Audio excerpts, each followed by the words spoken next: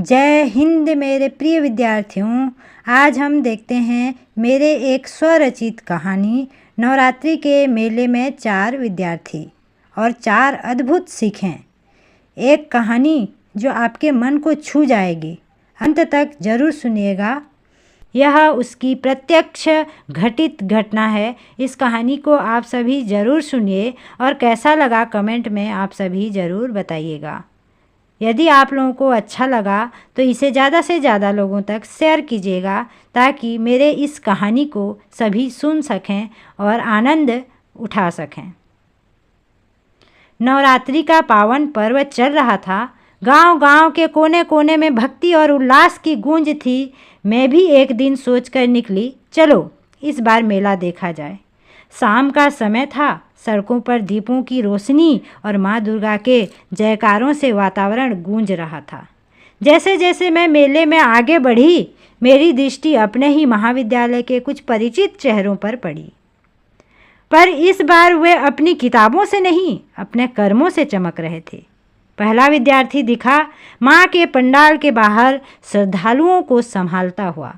वह भीड़ को व्यवस्थित कर रहा था। किसी बुजुर्ग का हाथ पकड़कर उन्हें अंदर तक पहुंचा रहा था। चेहरे पर थकान थी, पर आंखों में संतोष की चमक, जैसे उसने अपनी पढ़ाई का अर्थ सेवा में पा लिया हो। थोड़ा आगे बढ़ी तो देखा दूसरा विद्यार्थी प्रवचन स्थल पर ध्यान मग्न बैठा हुआ था। उसके चारों ओर भक्ति का सागर उमड़ रहा था, पर वह स्थिर था, जैसे माँ दुर्गा की शक्ति को भीतर उतार रहा हो। उसके चेहरे पर अद्भुत शांति थी, जैसे उसे ज्ञान की सच्ची अनुभूति वहीं मिली हो।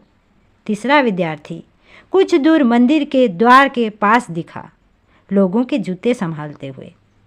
वह हर जोड़ी चप्पल बड़े ध्यान से रखता, मुस्कुराकर लोगों को वापस देता। कोई उसे पहचान नहीं रहा था, पर वह निस्वार्थ भाव से सेवा कर रहा था। शायद वही अदृश्य भक्ति थी जो माँ को सबसे प्रिय होती है। और फिर चौथा विद्यार्थी थोड़ा आगे जाकर देखा। मेले के एक कोने में चाउमीन की छोटी सी दुकान लगाए खड़ा था, पसीने से तर, पर चेहरे पर मुस्कान। मुझे देखते ही, मैम प्रणाम, चाउमीन लीजिए, गरम गरम है। मैंने पूछा, तुम तो हमारे महाविद्यालय में पढ़ते हो ना? वह हंसकर बोला, हाँ मैम, दिन में पढ़ाई और रात में यह काम। माँ के मेले में सबको स्वाद मिले, यही खुशी है। उसके शब्दों ने मेरे मन को छू लिया। उस दिन मुझे लगा, ज्ञान केवल किताबों में नहीं, जीवन के हर कर्म में छिपा है। किसी ने सेवा में, किसी ने साधना में, और किसी ने समर्पण में, और किसी ने श्रम में अपनी भक्ति दिखाई।